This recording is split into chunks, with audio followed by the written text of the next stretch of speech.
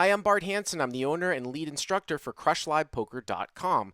The following hand comes from our call-in show that we record at 4:45 p.m. Pacific Time every Monday. If you want to call in your hand, check out the instructions in the video description. But this hand is Crazy Pineapple. And what is Crazy Pineapple? Or Pineapple, right? It's not high-low. Pineapple is a game where you get 3 cards, and then it's like Hold'em. You're going to play, it's not like PLO rules. You're going to play it like Hold'em, where you're going to have 2 cards. You're going to make the best Hold'em hand, but you get to discard one after the flop. Is that right, Katie? Is that how your game works? Correct. Okay. Yep. Okay. So this is you call it Pineapple or Crazy Pineapple? We call this one Pineapple, and then Crazy Pineapple, they'll give you 4 cards, and you hold one after the flop and one after the turn. Okay. So this is straight Pineapple, but it's still Texas Hold'em concepts. You're just going to show up with a better hand a lot of the time because Exactly. obviously you start with a better hand. It's kind of like Super Stud 8 or people play Super Stud. So, all right. So what's the size of the game? Where is it played out of? It's like a home game. It's a 1-2 game. Okay. But it kind of has a weird rule about a max $100 buy-in until later in the night. Okay. Yep. So some of the stacks can be shallow, but this night they really weren't. We were pretty deep. Okay. So how deep were you guys? I had 450, and then the main villain had 550, and there was another female in the hand who had 150. So, okay. So 450, 550, and 150. Okay. I had Jack of Clubs, Jack of Hearts, 8 of Hearts. Okay, so and a few people limped to me. Okay, so it gets limp to you. So 2 limps for 2, right? Yes. And you're in the cutoff? Limp to me in the cutoff.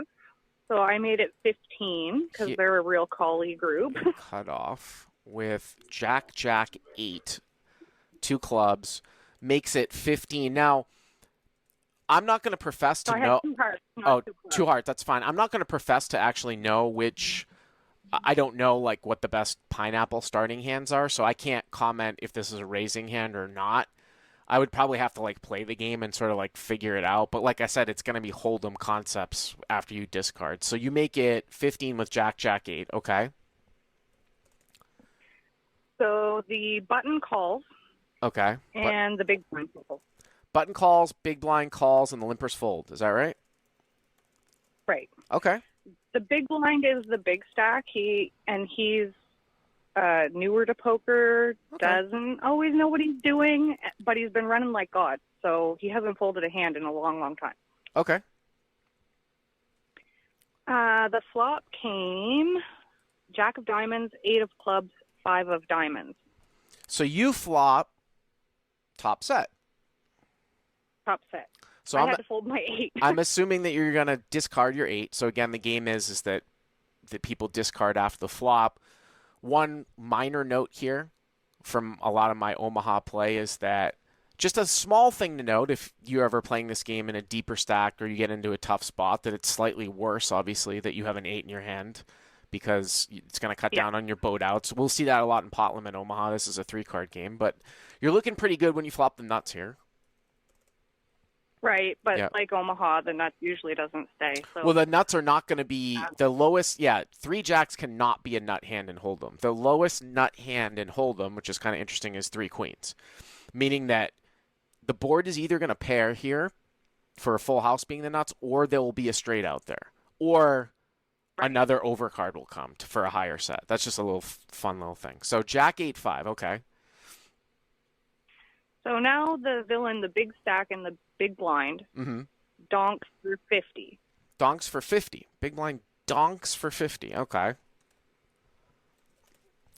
And I just called because he's so wide that I thought, like I folded an 8. He can't really have 8s. He can't really have Jack 8. Maybe he can have 8, 5 or 5. Yeah, that's interesting. You block a lot of the strong hands, and like and you have the board covered quite a bit here, right? I mean, exactly. I just called. Now he's got 550, so this is what I would think about, like if I was playing Hold'em, and you have a little bit more information, right? Because if somebody donks out at me and I have top set, and I have a guy behind me, like, is he ever donk folding? This is a big donk bet, right? Like, usually you'll see, like, somebody bet, like, 25 or 30.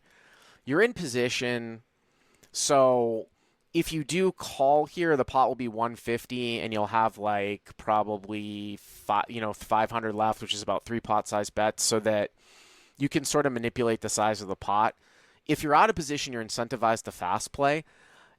I still might click this to like 100 this is a low stakes thing, as crazy as it sounds, because it doesn't feel like to me that the guy's ever going to fold to a min raise. And I don't know once you call if you're going to continue to get bet at. That's what I always talk about when people consider like slow playing. Yeah, it's obviously the texture of the board and like what you have, and you make a very fair case that it's hard for him to have a strong hand.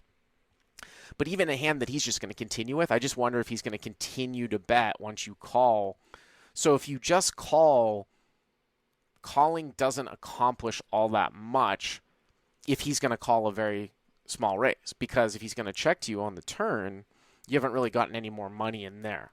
That's just a thought.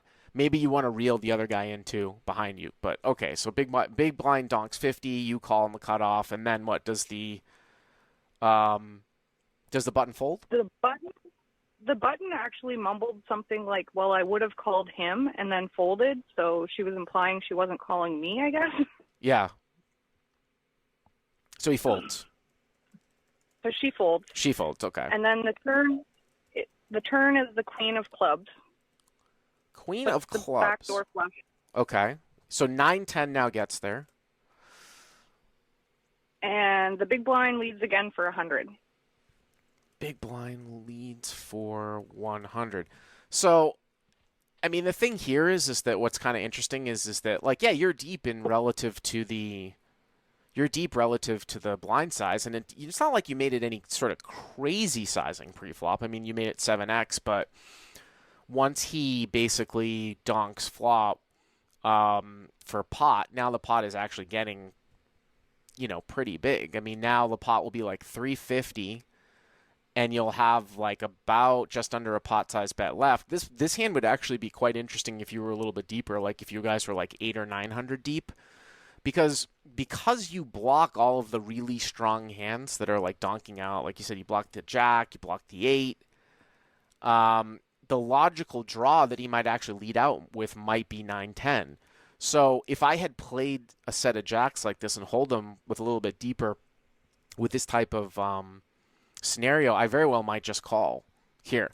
Now, if the guy doesn't know what he's doing and you're never going to fold anyways at a 1-2 game, there's certainly nothing wrong with just getting money in here now.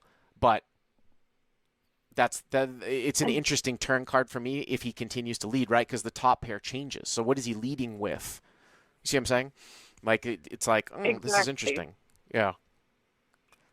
Yeah, so that's where I was at, and then I just kind of went with my read on him being crazy, and I did jam the turn. Okay. I wasn't sure if that was the correct move.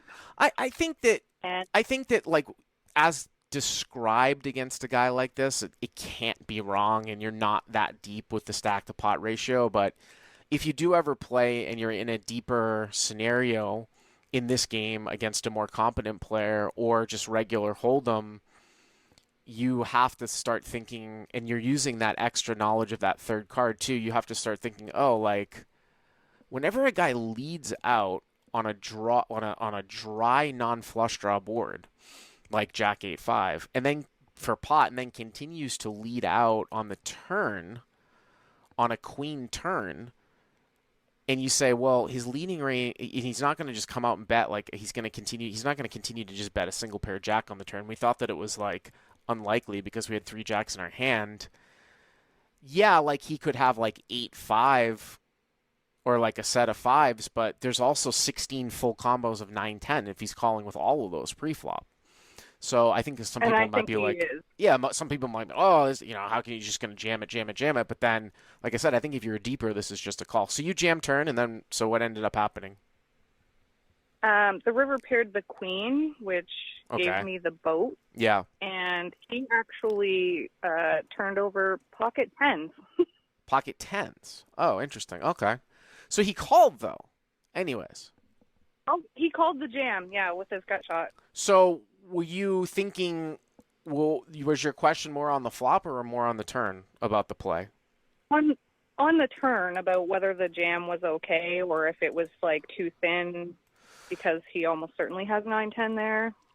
I don't think it's too thin against like the described player, and that's the reason. And what he ends up with is pretty empirical evidence, right?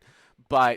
But if you get into it, like I said, Yeah. if you get into a situation with a more competent player and deeper, when you have a hand like top set and you slow play it and you're getting donked at, and then something changes at the turn, you definitely have to take a step back and be like, what's going on here? And it sounds to me like you thought that through, but as played, I don't have a problem with it. Thank you for the call. Hey guys, if you like what you've seen here, please click on the subscribe button and you'll get notified every time we put up a new video. And if you want to check out crushlivepoker.com for the first month free, use the code YTA200. Click on the link right there.